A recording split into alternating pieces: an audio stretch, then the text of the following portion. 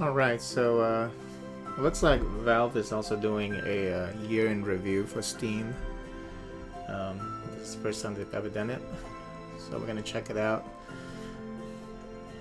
The Steam Replay 2022. So just like what Sony did with the PlayStation since a couple of years ago, same with Nintendo. I don't think the Xbox or Microsoft ever done anything like this. So I mean, they need to.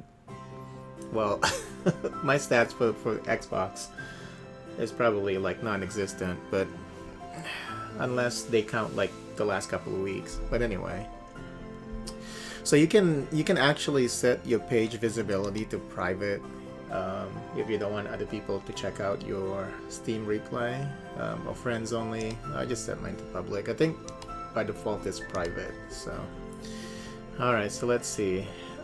This year you played a ton of new games and unlocked quite a few achievements. Here are a few of your highlights.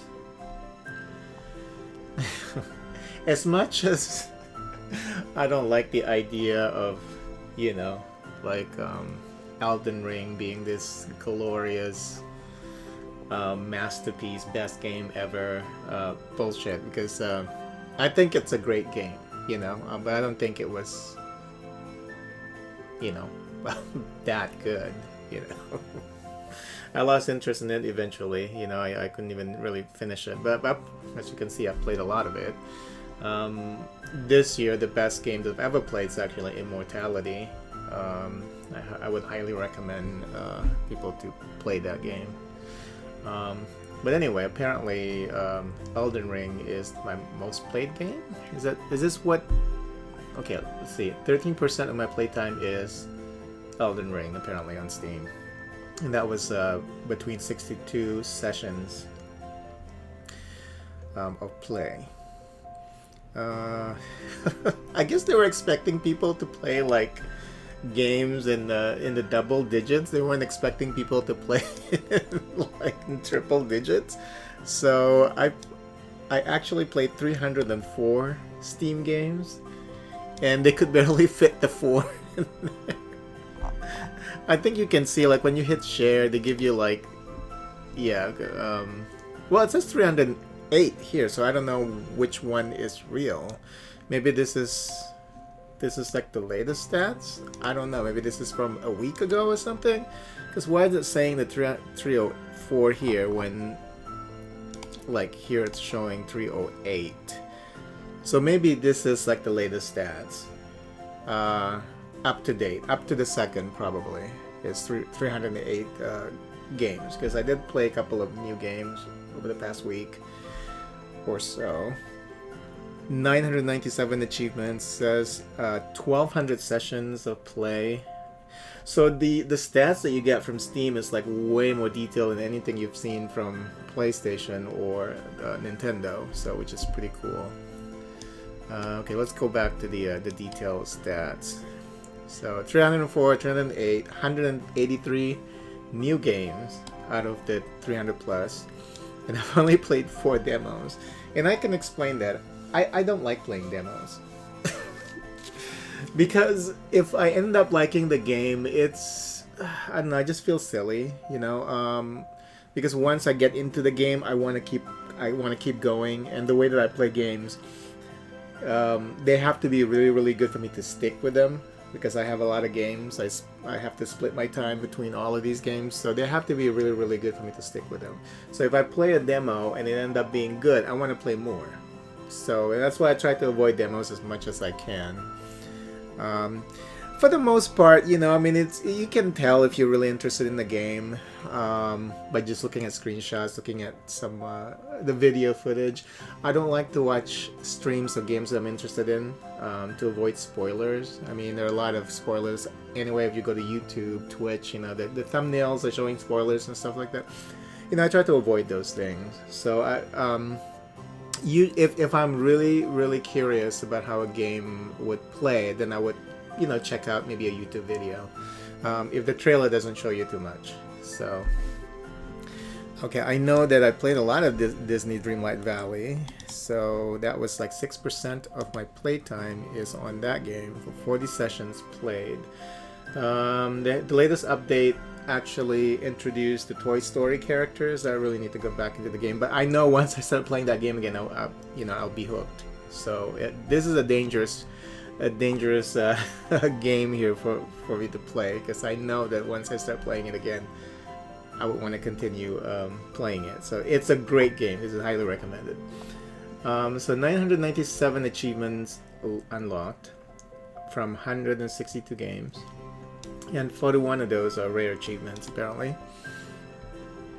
Yeah, I really wanted to finish Pillars of Eternity, but I got distracted yet again. This is like my third attempt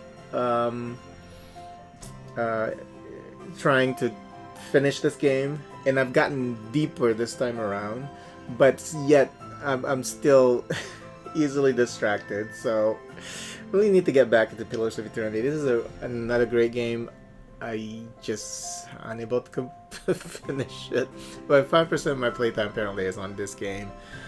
Keyboard and mouse plus controller. Well, this is interesting. So 28% of games that I've played, or my playtime is I'm using keyboard and mouse, and 70% is with controller. I mean, nowadays in this modern PC gaming age, it's the controller is like a common thing, a common control scheme. So, whenever people say stupid things like, "Oh, I don't want to play PC games because I'm already typing every day at work, and I just want to go home and sit on my couch and play a console game because I'm using a controller," is this the stupidest reason not to play PC games? Because most PC games now you can use a controller.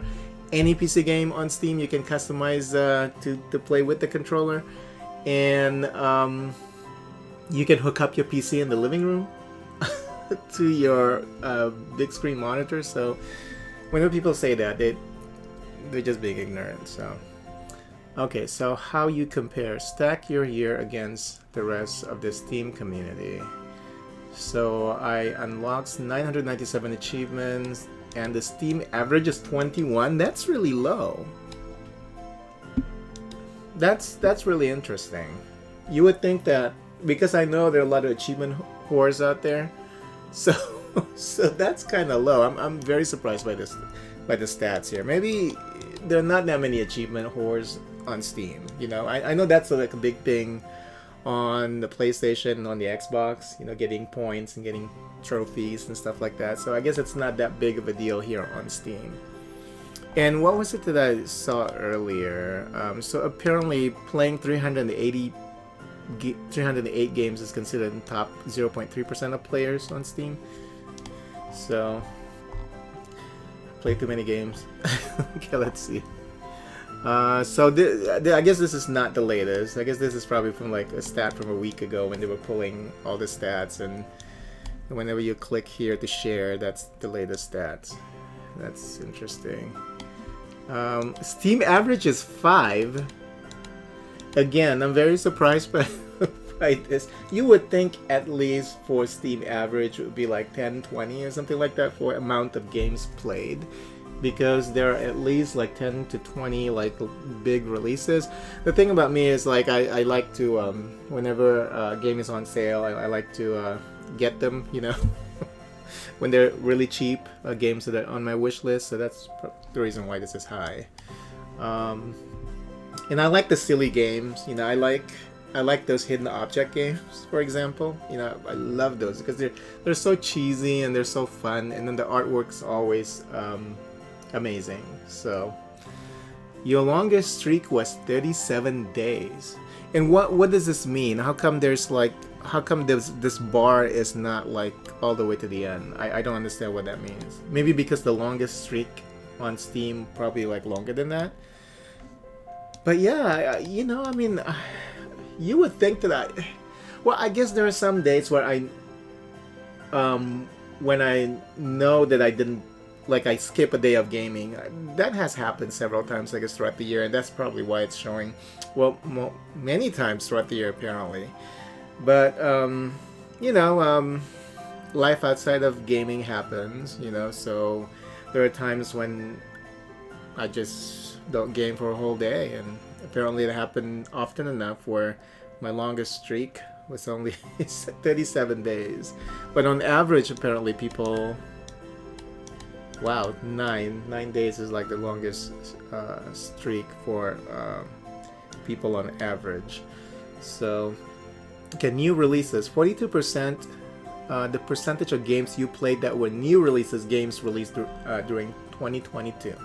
Okay, yeah, that makes sense, you know. When most of the games that I acquire throughout the year, for the most part, are like older games, you know, because they're cheaper. But there are times when, you know, like even the newer games get good discounts, especially if you go to like sites like Fanatical or Green Man Gaming. So that makes sense. But yeah, it would be lower than the older games that I would play throughout the year. 17%. What is it? Depends. Oh, this is the average. Okay. So on average, people play about 17% of new games. And recent favorites, 51%. The percentage of games you played that were released in the last 1 to 7 years. Okay. Yeah. Interesting. And 64% for most people. See, I mean, yeah, this is pretty close, because for the most part, I think a lot of people on Steam are just, you know, going through their backlogs, you know, because you do acquire more games on Steam and faster, and because Valve, like, you know, they like to have those sales events.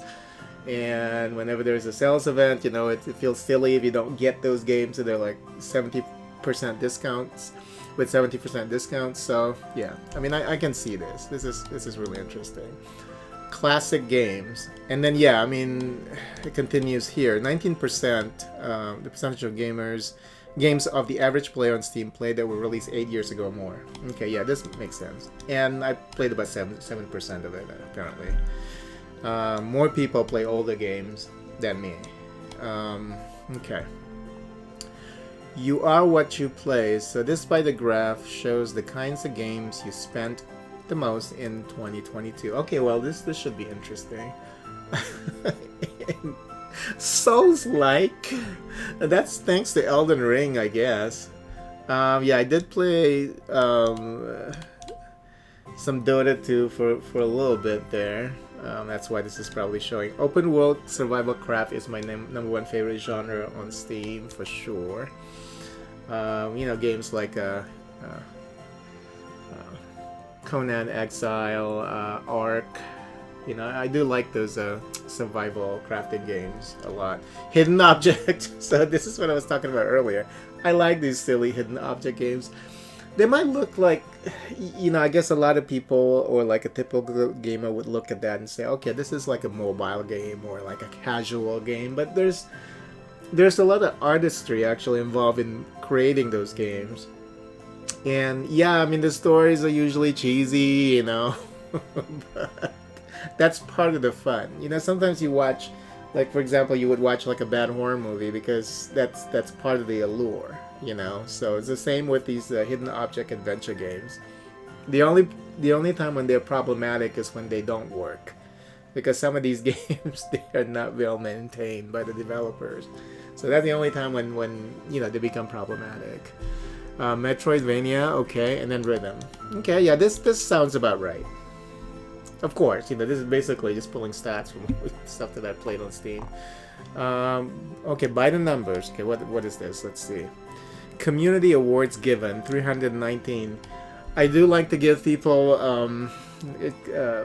especially people on my friends list, when I go through the activity, the friends activity page, I do like to give them awards whenever I see like something cool. So, new friends added, 180. Wow. I wrote about this on my blog, about how I'm trying to open up when it comes to connecting with other people. So I guess I think started last year. I started becoming more active when it comes to adding people to my friends list. and just so that I can see their activities, interact, whatever. So that's why that's high. Screenshots shared 74. Discussion post 46. Okay, I'm surprised by that because I don't usually post in the forums. I can only remember a couple of replies, but I didn't know it was all the way up to 46 for the year. Badges earned only 9. It's been a slow year with the badges because I keep forgetting. At the end of a sales event, you would be left with a bunch of trading cards that you can't craft. And what I normally do with those, I would sell them on the marketplace, and then I use the money I get from the marketplace to complete the other trading card sets. And that's how I usually get my badges. I never pay my own money to craft badges. I don't know why people do that. It's so to me, that's a complete waste of cash. So that's my approach when it comes to badge crafting. Outside of the sales events badges, where usually you have to you get the trading cards when you buy games, or you go through your discovery queue every day. I've never spent my own money on trading cards. So only money I get from selling the trading cards that I get for free, earn through the game, gameplay, or during the sales events. Workshop items subscriptions 3. Okay, I've located a couple of really cool mods actually this year. One of them was pretty recent. It was for Split Second, the racing game, and somebody actually added provided you with the ability to add all of the DLCs from the console version into the game, which was pretty impressive. So I remember subscribing to that. I don't remember what the other two were. So games gifted to. Okay. Again, I don't remember who I gifted those games to, but apparently I did. I wrote 2 reviews. One of them was for Immortality because I felt that was important because that was such a great game. It deserved more recognition. For sure. I didn't write any guides. I didn't submit anything for the workshop. Okay. Let's take a closer look at your top played games. Okay. Elden Ring. The world is full of maidenless cowards. What? You're not one of them. To you, Elden Ring was... Okay, this was written by some Valve staff. What? Was not an exercise in frustration, but a challenge to rise up and meet. Yeah, I mean, Elden Ring was fun, but the thing about Souls games, once you've played one, you've played them all, and Souls games are not quote-unquote difficult. They just require you to learn patterns, just like when you play a shoot 'em up. So since, I came from that world of, I'm a shoot 'em up player, I love that genre, I never felt like it's difficult. I did notice with Elden Ring, the From Software got a little lazy with the attack patterns for the bosses, where they're dependent on these bosses doing combos. So I've noticed stuff like that. But yeah, like I said, it's a great game, but it ain't Immortality. So yeah, and I played it a lot in March. I don't even remember when it came out. I didn't get the game immediately when it came out. I think I waited a little bit. I don't remember. I unlocked 16 achievements. Yeah, like it died down in April when I stopped playing it. Probably got distracted and started playing something else. Oh, they showed you the screenshots from your game of the year when it comes to gameplay time. If Immortality was like a longer game, it probably would be here, but Immortality, I think the total playtime for that was like about 10-12 hours. I can still go back to that game because I still have a lot of fragments that I have to find to complete each movies. There are 3 movies in that game. And you explore like different scenes. You unlock different scenes when you recognize certain objects in each scene, stuff like that. Just check it out. It's a great game. But yeah, I need to go back to it. I probably can put like maybe 2 or 3 more hours into that game just to complete the collection of all the clips for each movie in that game. So, okay. Oh, I remember that screenshot. If I click this though, is that gonna take me to a different page? No. Oh, look at how horrible this is. Why is it showing up like this, Val? Okay. Oh, there we go. There we go. Yeah. I remember this screenshot. This is fun. That crazy festival in that village. Okay. And then Disney Dreamlight Valley. You started this game in 2022. 6-day streak. How come they didn't show 12-day streak for Elden Ring? Okay. And then of course Pillars of Eternity, 9-day streak. Yeah, I was really trying to finish this game. It's a great game. So and then and after that is Subnautica. Okay. This was a scary game. It was scary. So yeah, played a lot of it in February. I got pretty deep into the game too. I just after a while, I get. It's always difficult for me to play this game because I have fear of the ocean. You know, like the open sea. So it was difficult. I really have to force myself every time I play it. And then I made a mistake of building my base like close to the edge of the world, where it's always dark and it seems like it's really deep. It's too close to those big creatures at the edges of the map that can kill you. So I made that mistake because I just thought the area was cool.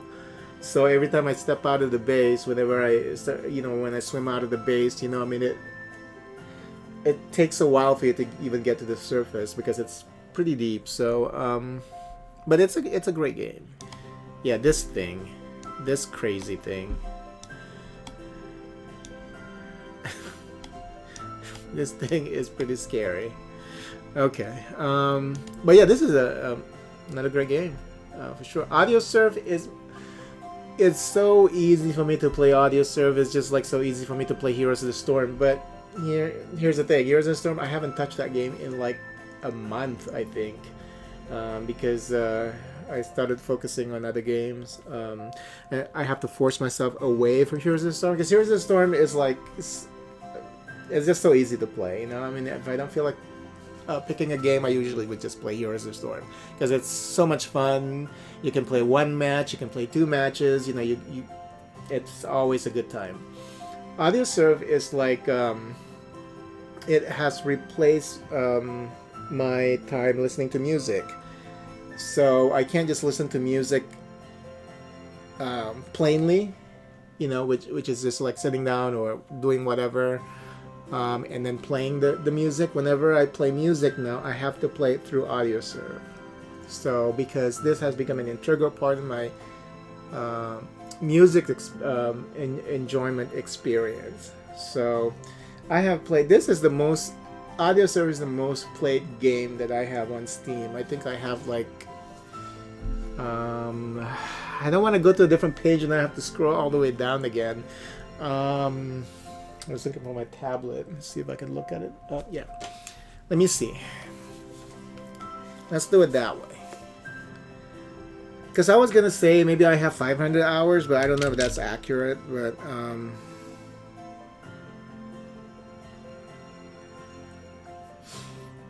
Audiosurf 2. Oh, no, that's a different game. Surf. And right now it's $3.74. It's a steal. Get the game for $3, $4. I have played 504 hours of this game. This is the most played game I have on Steam. So that should tell you everything you need to know about Audiosurf 2. Okay. And look at that. Almost every single month I have played this game. Because, I usually do it when I'm feeling a little down and I need a little pick-me-up, Or I just want to wallow in self-pity so I can, I can sing to all of my favorite Lana Del Rey songs. So, yeah. so you can see that. Yeah, if you want to catch me doing that, just follow me on Twitch. I do it like every other month or sometimes several times a month. Okay, your playtime by month. Oh, this is interesting. They're not giving you like the hours, do they? They just show you percentage. I think they're doing this because they don't want you to feel awful. Like if you play a lot of games and they say you played 30 hours that week or that month or something, or 80 hours, and then you start freaking out. I think that's probably why they're doing this. I think they should have presented you with both information, and then you can hide one or something if you feel uncomfortable. It reminds me of the whole BMI versus actual weight, like on Wii Fit. Just show us the data and we'll pick what we want to see. But oh, look at this. They actually show you all of the games that you have played. Look at this. This is amazing. I was and I remember playing a lot of House Flipper, and also all of my gameplay sessions are saved on my YouTube channel, so all of these can be confirmed if you check out my YouTube channel. So 20% of that was House Flipper. I remember that. And then 11%, and I was trying to also finish the PC version of Star Wars Knights of the Old Republic. I remember this. And you can see all the other games there that I played that month. Wow, this is amazing. Oh, no. It's per section? Oh, I see. 11% of this year's playtime was in January of that time. Oh, okay. Different stats. They're just giving you different stats. Okay. 11% of the time. Okay. And then it was in March that I played most this year. And that was mostly because of Elden Ring. I like how it says, you played mostly Elden Ring here, but 23% other games. Oh, there it is. Now it's popping up. Okay, because I want to know what the other games are. So they do show it there. But you can't click on it and it won't show you the detailed stats. It's just giving you the summary. So you don't know what the 16 more is. So they just show you like what the highest percentage, I guess. Oh, and I remember playing Hunter X there because I got the key from the dev. So I had the playthrough on YouTube, and that was a good game though. If you like Metroidvanias. And then that, so I must have started playing that game at the end of the month, and then it bled into May. And that's when Hatsune Miku Project Mega Mix Plus came out on the PC. So you see that I started playing a lot of that. That's also another great game. Sadly, the PC version has the stuttering that the PlayStation 4 version has. The best version of this game is the PlayStation 4 version of the game played on the PlayStation 5. Runs with perfectly. No stuttering, nothing. That's the best. I hope that supposedly there's another patch coming, so hopefully it will fix the PC version so I can play it on the PC only. Because on the PC you can switch the other problem with the PC version is the controls, because they don't have the same. You can't press the same input using different buttons like you can on the PlayStation 4, which makes the game more playable.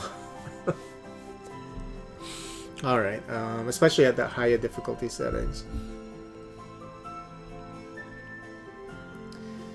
And this is when I started playing Pillars of Eternity, and then there's more Miku there. Yeah. I mostly play Audio Surf that month in September. Wow. And then Dreamlight Valley, Audio Surf again in December. Wait, 6% Audio Surf 2 in December as well? I played too much of that game. Okay, you played on more than one device. Well, that's true because I have the Steam Deck. and I also have VR. I guess they consider that as a separate device. So yeah, mostly I play on the desktop because because you can also stream it. 3% on the Steam Deck. That's quite a bit if you really think about it. And 1% virtual reality. 28 games played on the Steam Deck, 20 VR, and 280 Windows. What? This is a lot. This is, like I said, this is a lot more detailed than the PSN and Nintendo year analysis. Let's take a look at the platforms you played on. Looks like you've got a Steam Deck.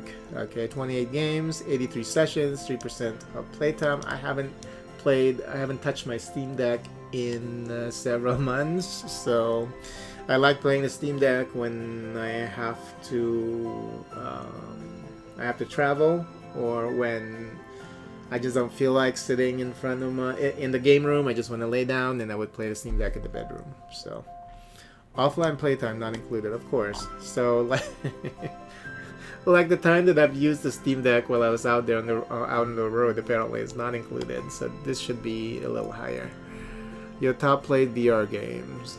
Synth Rider. I was just thinking about wanting to play this again because there's another game that's like Synth Rider that just got released out of early access last week. It's on sale right now, and I almost picked it up, but I was like, I still have Synth Rider. I need to go back to that game. Just it's a good kind of light aerobic exercise program. You just want to play it every day,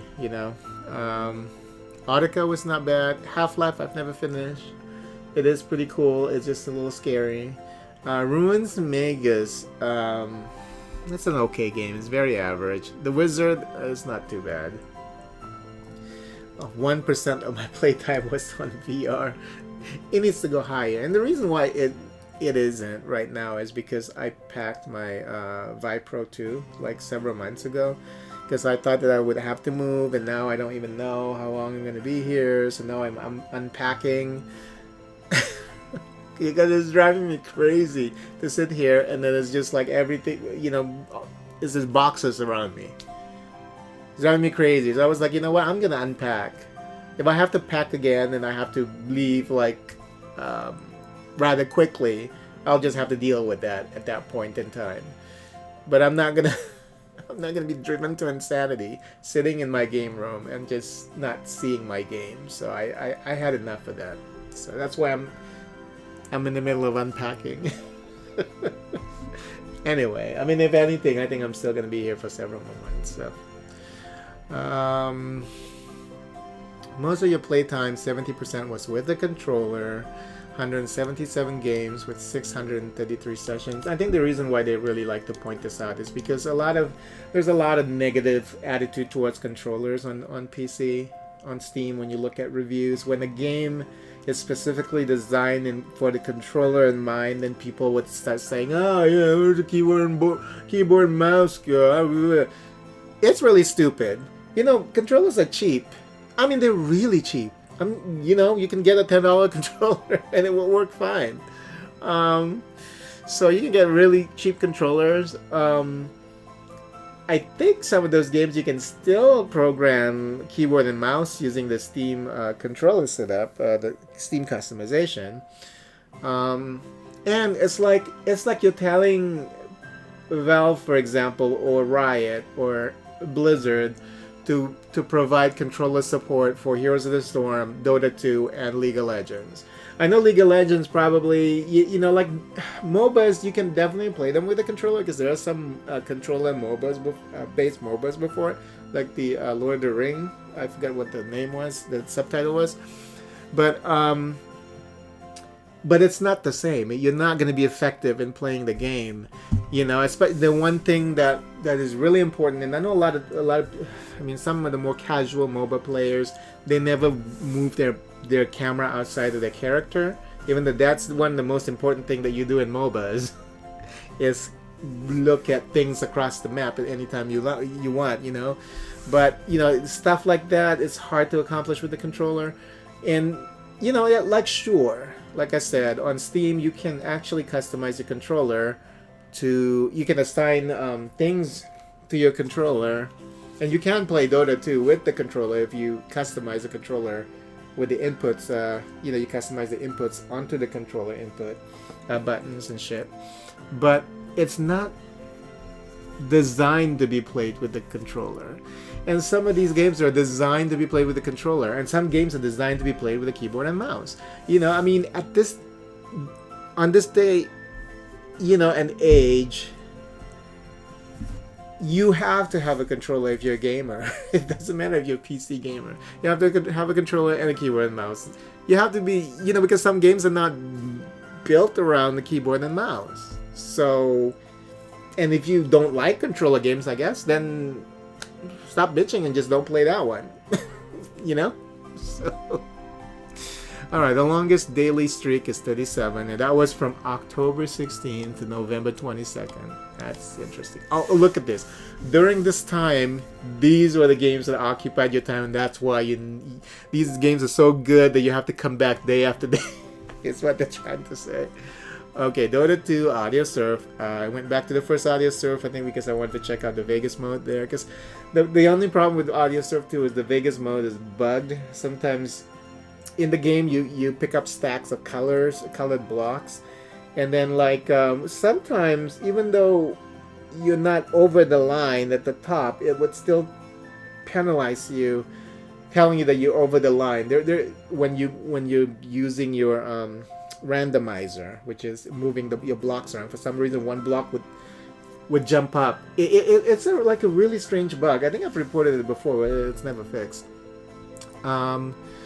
So that's why I went back to the first Audio Surf to just check out the old Vegas mode for the game. But I don't even remember what my login was for Audio Surf, because apparently there was a login thing. I thought it was automatic via Steam, so I don't know what that was. So I stopped. I stopped playing it and then just went back to the sequel. Nation Red, RimWorld. I'm really trying to get into RimWorld. I'm struggling though, but trying to get into this game here, because I like simulation survival games, so. Saviors is a good shmup, Raiden. Dead by Daylight, I play this every now and then. I tried to play Man of Medan, local co-op, but the person I was playing with wasn't a fan of this game at all. So, Roguebook, Celesta. Yeah, and I tried. Oh, this was October, right? Yeah, this was during the my failed horror month. I ended the horror month early this year because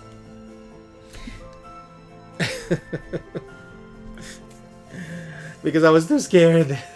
That's the main reason why. I was too fucking scared. And I was too scared of Resident Evil Village. And this was the first game that I picked to play for the horror month, and I failed miserably. Okay, I should have picked something more, something that's a little more tame. For example, the medium. And then I started playing the medium, and then I got to the facility, abandoned facility in the middle of nowhere, and then I got scared. Anyway, oh, and I was also playing Immortality during that time. Yes, this is the best game of the year. Alright, Tactics Ogre, Gotham Knights, Persona 5, a lot of RPGs, new RPGs that came out, Vampire Saviors, of course, Spirit Hunters, which is like a Vampire Saviors clone, Army of Ruin also, Nomad Survival, Beautiful Mystic Survivor is a very good clone of Vampire Saviors, really fun. And I have the videos on YouTube. I want to check that out. Yeah, Valkyrie Elysium, which actually not that bad. It's actually pretty good. Let's just say it's pretty good. Okay. And we got more. Explore the games you played this year. Okay. By month. Oh, okay. So this is the actual from most played to least played. Okay, so that's cool. So let's check that out. And I did finish the quarry. Oh yeah, I remember trying to play Fallout 4 again. Oh, and I really thought that I was going to finish Undernauts because this is a really good dungeon crawler, a Japanese JRPG dungeon crawler. But I guess it just wasn't that. It wasn't good enough to keep me playing it. I thought it was. I thought it was because it's very good. Of course, Immortality is somewhere in the middle there. Yeah, I played a lot of Beautiful Mystic Survivors because it's a lot of fun. Oh, and then they show you the first played in 2022. Okay. Very detailed, you know? Pretty cool. Ravenous Devil is pretty good. They just released a new mode for this game where you can just keep going. Because the story mode eventually ends. So now you have a, what do you call it, survival mode or whatever. You just keep going until you can't, until you get caught. So you can keep killing people and turning them into meats. Steel Rising was disappointing. This is a game that asks for like 15 or 20 gig of VRAM when it's not even available in the marketplace when it was asking for it. It's really stupid and it looks like crap. So, I mean, it looks nice enough, but it doesn't look like it needs 15 gig of VRAM.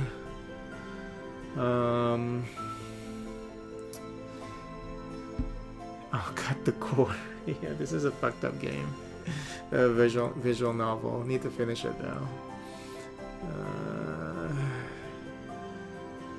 Yeah, I recall majority of these games. I need to get back into V Rising. I don't know what new stuff they have in V Rising, so I need to get back into that.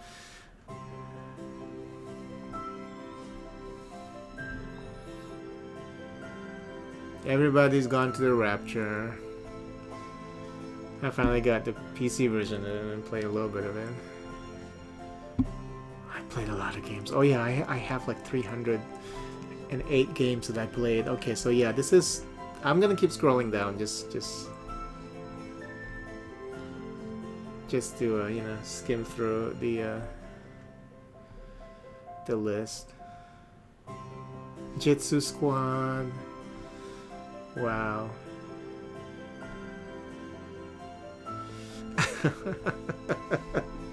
The latest WWE game.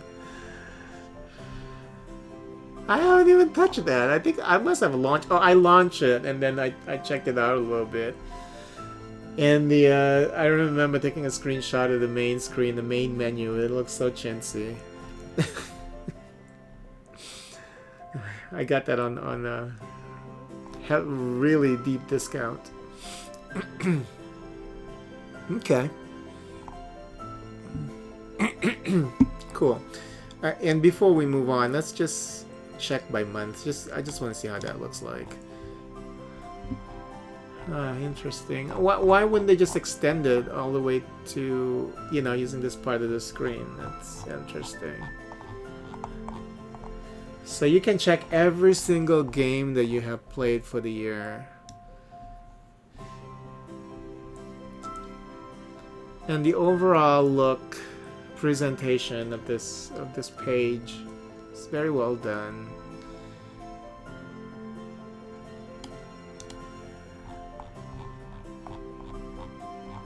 Okay, so what's next? We're almost at the end. Oh, thank you, Lona Gamer, for being part of the Steam community in 2022. Don't forget to share your replay with your friend. I'll share this to my social media. I already saved that image. Yeah, pretty cool. Cool stuff. Okay, so that's the 2022, what did they call it?